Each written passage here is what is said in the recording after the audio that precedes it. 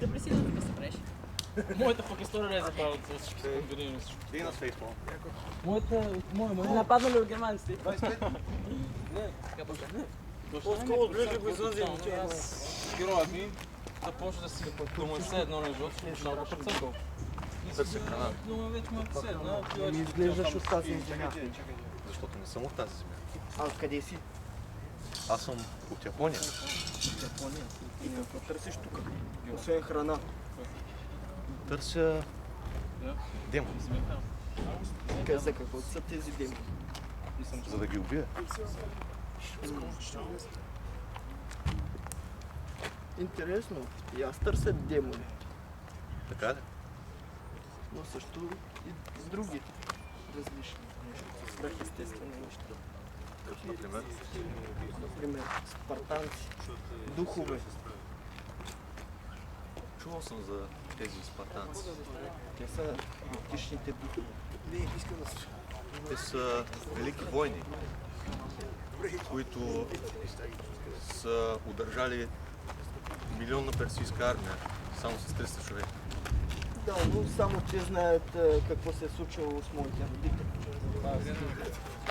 Но не познавам такива хора. Ти търсиш демони. За каква причина? За да спася Япония От какво? от чумата. Защо мислиш, че те са виновни за чума? Те не са виновни.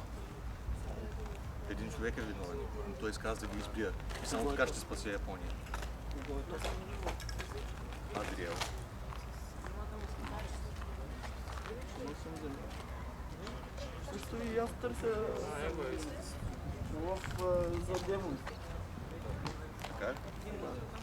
Но не знам дали си ти достатъчно добър, за да тръгнем заедно. И аз не знам дали ти си достатъчно добър. Нека да проверим това.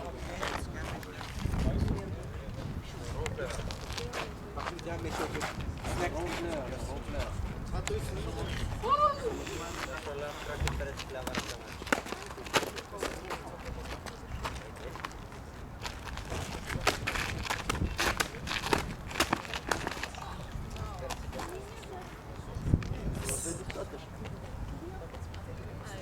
Ти си доказа. Ти